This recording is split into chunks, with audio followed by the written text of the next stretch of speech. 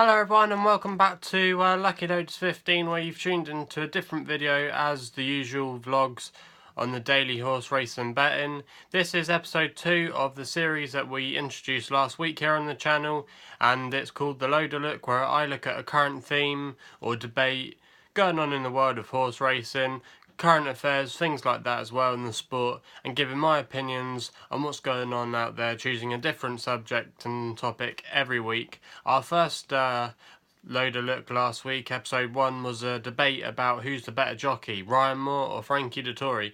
An interesting vlog that's not going to be obviously solved from the video that I uploaded that day, but it was quite interesting to see what opinions people had. The consensus seemed to be that Frankie Dettori was the more preferable jockey. I kind of prefer Frankie to Ryan Moore, but I don't think they're bad jockeys, either of them. I think they're absolutely terrific jockeys, two of the best jockeys in the world, and I thought that it was an interesting subject to get into because a lot of people have lots of different opinions about it, and it was just an interesting one to start off the series there called The Loader Look, where I give you my opinions on the current state of horse racing. The theme for episode 2 for this week's vlog is what happened last week on Thursday at Yarmouth in the first race there, which was just an ordinary run-of-the-mill race. I think it was a handicap for 2-year-olds. This was an absolutely controversial race in the end because the winner in it was a 50-1 long shot horse, and everyone thought it was a surprise, it was an upset. It beat a short price favourite, which was 4-6 on, which I believe was trained by Kevin Ryan, who has had a bit of an unlucky season so far. A lot of his horses contracted herpes, so he wasn't able to run them as much as he would have wanted, and he's cleared that up now, and he was just starting to get some more runners out there, and he was denied some prize money there. And at the time, people just thought it was an upset, and it was the horse that people thought was called Mandarin Princess that won the race. But obviously we know now that it didn't win the race, and it was completely the wrong horse. It was a horse called Millie's Kiss, which was a 3-year-old owned by the same stable, and that was a complete bizarre thing. Normally when horses go to the races, they're microchipped, and they've also got their own passport, which are checked in before each race, so they know what horses are going to run in each races. Things like this shouldn't happen, but for some bizarre reason it did.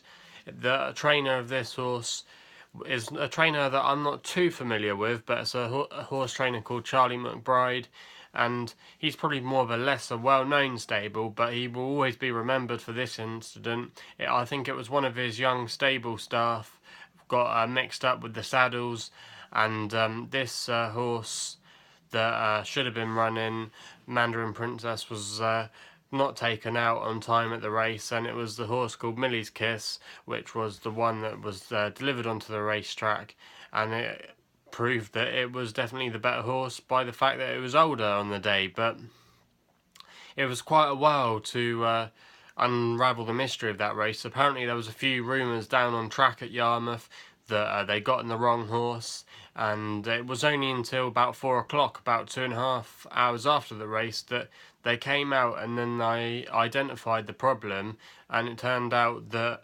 Mandarin Princess didn't run in the race at all, and it was also the horse that ran was Millie's Kiss, and there was uproar, and people didn't know what they were doing.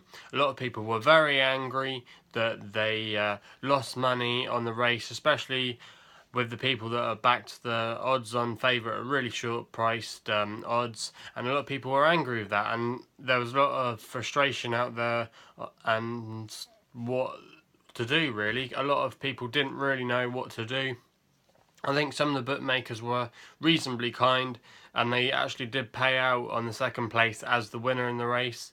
But if you're an on-course bookmaker, there and then, you can't really do much about it, because all your business tends to happen right after the race, where most people go and get their winnings, and obviously they're never going to see those punters again after the race day. So if something happens like that and it's revealed 24 hours later, that's no good to them. So they have to pay out on rules. So it was quite an interesting scenario on what was going to happen.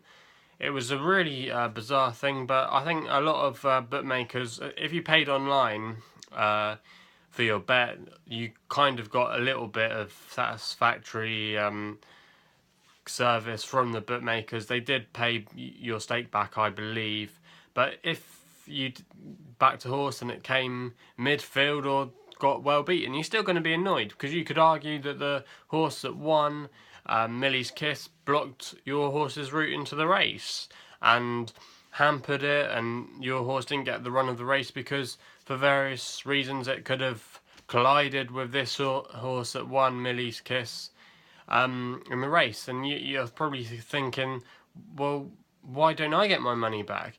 And in my opinion, what the BHA should have done when they came out and said that there'd been a mix-up with the horses and the 50-1 runner was the wrong horse, they should just declare the race void there and then and just been satisfied everyone by giving back their stake money. Okay, I know the bookmakers might complain that they made a loss that day, but at least they're going to get some considerable support and that from punters, that they were generous and were fair on the day and paid everyone back their stake. But like I said, if you're on course and you ripped up your ticket straight away and then you find out that the bookmakers online are paying out for the winner and you've teared it up and thrown it in the bin, your betting slip, you're going to be really annoyed on that you're not going to get your stake back. So it's a really bizarre one, and it's probably not going to happen again. I don't think it gone around for quite a long time, this thing. I think it hadn't appeared in horse racing for at least 10 years or so. But things like this shouldn't really happen with the way the system works. This system of where horses have been microchipped and are scanned at each race to make sure it is the correct horse turning out for each race has been in place since 1999. So it's been around now. It's a part of horse racing, and things like this just shouldn't happen. But in my opinion, if I was given my opinion on the race, on what happened, the race should have been declared void and all bets should have been refunded. Now obviously that is going to be very difficult, like I said, if you actually made a bet on the course or you had a betting slip and you threw it away, because obviously your evidence has gone. But in all fairness to everyone, that would have probably been the best solution to this. But obviously people are going to be angry and probably wanting heads, and really it's a tricky one to monitor. I mean, the guy from the head of the BHA came out and he said it's going to take £1 million or something to solve this problem. Well, yeah, maybe from the betting industry, but I think he was implying to create a better system so things like this don't happen again. But to be fair, the system was already in place, and it was just an honest, genuine mistake that I'm sure happens now and again, not in horse racing, but it's just one of those things that can sometimes happen in sport.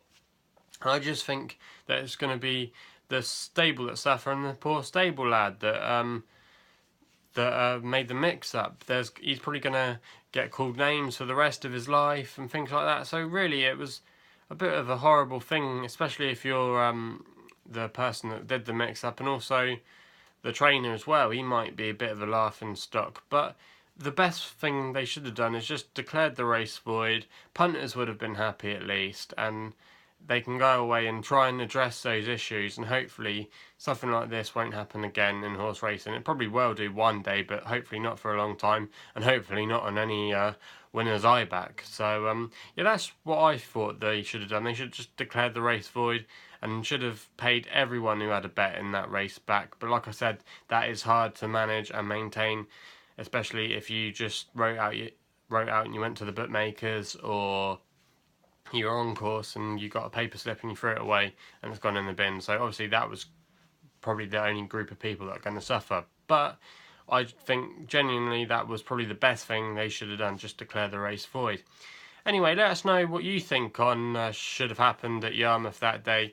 And should the race been declared void, or should they have done something else? Let us know your opinions on this special episode of the Loader Look. So let us know your opinions about the Yarmouth Calamity in the comments box below.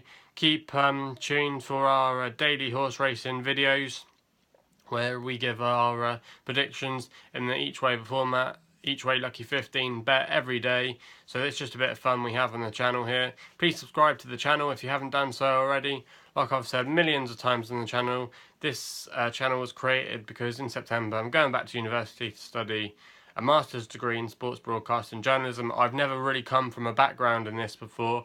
I actually did a history degree as an undergraduate, and this is something I just created back in March, where I decided, you know what, I'm not enjoying my life right now in my career path. I want to go into sports journalism, which I absolutely love, and horse racing is one of my main sports that I'm most passionate about. So I thought I would create the channel in something I'm very interested in, and I've had great support from you guys so far, and my dream job would be to be a horse racing journalist. If I could pick any sport that I would like to work in, it would be horse racing. But please subscribe and help me achieve my dream, because the more subscribers I can get, the more credibility I can get as well. And I do have some plans from getting away from just the betting side on this channel, getting out there, maybe doing some stable vlogs.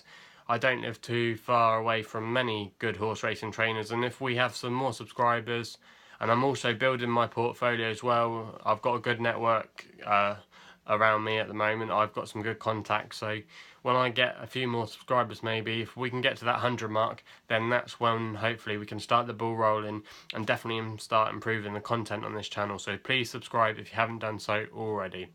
So yeah, hope you enjoyed this second episode of The Loader Look. Let us know your opinions in the comments box below, and we'll be seeing you soon.